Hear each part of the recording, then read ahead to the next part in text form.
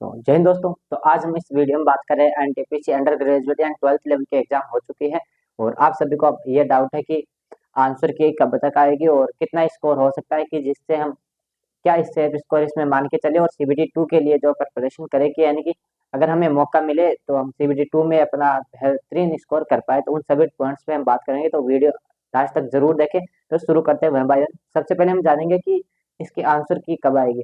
तो जैसे आप सभी को बताएगी रेलवे की अगर आंसर की पिछली कुछ एग्जाम्स की देखें, चाहे वो एनटीपी टेक्नीशियन हो या फिर एनटीपीसी ग्रेजुएट लेवल हो, एएलपी हो या एसआई हो, आरपीएफ या आरपीएफ कांस्टेबल हो, तो उन सभी की अगर हम बात करते हैं कि आंसर की कब आई थी, तो 4 से 5 दिन के अंदर आपको मैक्सिमम 5 दिन से 6 दिन, मैक्सिमम से मैक्सिमम अब तक जो देखी गई है 5 दिन के अंदर आपको आंसर की देखी गई है। उस हिसाब से अगर बात करें कि 9 तारीख को अगर एग्जाम खत्म हुए और आंसर की कब तक आ सकती है, तो हमारे पास यहाँ पे 14 सितंबर को आंसर के आने की उम्मीद है। और अगर ज्यादा से ज्यादा अगर आगे जाती है तो 15 से पहले आपको, फाइनली 15 को आपको यहाँ पे देखने को मिल सकती है आंसर की।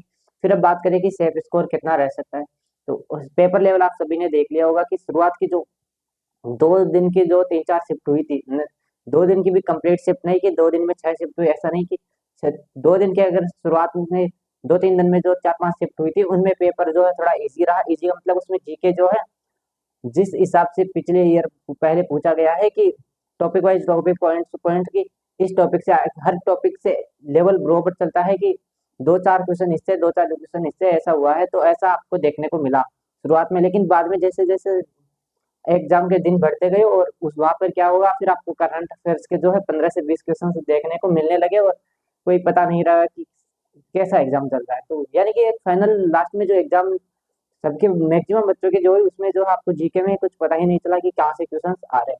तो एग्जाम का लेवल जीके जीएस में आपको अच्छा देखने को मिला, हार्ड टू मॉडरेट रहा। और मैथ और रीजनिंग सभी के लिए जो है जितनी भी शिफ्ट है उनमें एक आदमी 2-4 क्वेश्चन ऊपर नीचे हुए हैं। बाकी आप सभी को पता है कि अगर 19 दिन में 50-60 शिफ्ट हो रहे हैं तो सभी में पॉसिबल नहीं है सेम टू सेम पेपर रखना और पैटर्न रखना। तो 2-4-5-7 शिफ्टों में ऊपर नीचे होता है, इतना सभी को पता है। तो ये 2-4 शिफ्टों में हुआ है मैथ रीजनिंग का, बाकी जीके का हुआ सब में। तो अब अगर हम बात करें कि कितने स्कोर पे हमें जो है सीबीटी 2 के लिए कितना तैयारी करनी चाहिए, यानी अब मैं जो स्कोर आपको बताऊंगा ये फाइनल कट ऑफ नहीं रहेगी, आपको क्लियर कर दूं। ये एक अंदाजा है कि इसके आधार पर आप अगर इसके आसपास है तो आप जो है अगली, अगर मान लो अगर आपको मौका मिले सीबीटी 2 में जाने का तो उसमें आप अपना बेहतरीन स्कोर कर पाए, उसके हिसाब से आप अपनी तैयारी रखें। अगर नहीं मिले तो वही तैयारी आपको किसी दूसरी एग्जाम में यहाँ पे काम आने वाली है। ऐसा तो है नहीं कि रेलवे में जो सिलेबस है वो किसी का नहीं है, किसी भी एग्जाम में नहीं आएगा। तो बिल्कुल ऐसा नहीं है, सभी का सब लगभग सब एग्जाम का सिलेबस सेम है, सिर्फ एग्जाम पैटर्न जो है और टाइम जो होता है अलग अलग होता है ना। तो आपको जो है अगर देखो, अब अगर आप जनरल और ओबीसी से हैं और किसी भी जोन से अगर फॉर्म भर रखे हैं, तो आपको अगर 65 नंबर बन रहे हैं, 65-66 अगर बन रहे हैं तो आप उससे ऊपर है तो आप फाइनली जो अपनी तैयारी शुरू कर दो। क्योंकि अगर मान लो अगर आपको मौका मिला और आप, भगवान की दया से अगर आपको मौका मिल गया, मान लो 66 नंबर पे आपको मौका मिल गया, आपके 5-6 नंबर जो है नॉर्मलाइजेशन होकर आप 70-72 पे चले गए और वहां से अगर आपको मौका मिल जाता है सीबीटी 2 के लिए और आप जो है तैयारी नहीं कर रखी है, तो सीबीटी 2 के लिए 20 दिन अगर आपको मिलते हैं तो फिर वो 20 दिन आपके किसी काम के लिए नहीं। क्यों? क्योंकि आपने तैयारी नहीं कर रखी। और जो बच्चे अभी से तैयारी कर रखे हैं आप उनसे तो पीछे रहेंगे, ऑब्वियसली रहेंगे अगर आप नहीं चल रहे हैं तैयारी लेके। तो इसलिए जरूरी है कि आप अपना इसके अंदर ऊपर अगर आप है 65 या 67, 65, 66, 70 जितना भी अगर आपके इसके ऊपर है तो आप अपनी सीबीटी जरूर तैयार रखें। साथ आपकी आने वाली जो एग्जाम है उसकी भी तैयारी रखें, क्योंकि अगर हाँ वो तैयारी उसमें काम आएगी, ये वाली उसमें काम आएगी, दोनों आपको पैरेलल यहाँ पे चलने वाली है। तो अपनी सीबीटी 2 की तैयारी जरूर करें कि अगर आपको मान लो अगर 5 नंबर 10 नंबर नॉर्मलाइजेशन मिलता है और इतना मिलता है रेलवे में आराम से 20-20 30-30 नंबर तक जाता है, आप सभी ने देखा होगा पहले भी।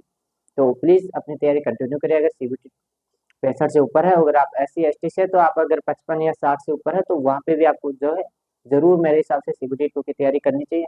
क्योंकि बहुत सारे ऐसे कैंडिडेट हो गए जो 40 वालों को भी जो है यहाँ पे सीबीटी का मौका मिलेगा, लेकिन वो उनके तो तैयारी के लिए नहीं बोल सकते, क्योंकि वो एक बहुत लो स्कोर है। और रेलवे वो तो पता है किसी की किस्मत होती है कि 40 से 70 80 चला जाएगा और हो जाएगा पास। तो ऐसा हुआ है और होता रहेगा, तो उनकी तो कोई बात ही नहीं है। जो एक नॉर्मल एवरेज स्टूडेंट उन सभी के लिए मैं बोलूँगा अगर 65 से ऊपर है एससी और सॉरी ओबीसी और जनरल से तो आप कर सकते हो, और अगर एससी एसटी से तो आप 55 से ऊपर है, 60 से ऊपर है तो जरूर तैयारी करें, ताकि अगर आपको मौका मिले तो आप उस मौके को छोड़े ना। इसलिए करनी है, इसलिए नहीं करनी कि हमारा होगा या नहीं नहीं, अगर मौका मिले तो वहां पर हमें इसको स्किप नहीं करना है कि वो अगर मौका मान लो अगर मिल गया और फिर तैयारी नहीं हो रखी तो फिर वहां पे अगर फेल होते हैं तो फिर वो दुख जो होगा ना वो इससे बहुत ज्यादा होगा। इसलिए आपको वो तैयारी करनी है। फिर कमेंट करके जरूर बताएं आपकी क्या राय है और आपका स्कोर क्या है और आप किस जोन से फॉर्म भरे हैं। जय हिंद, जय भारत।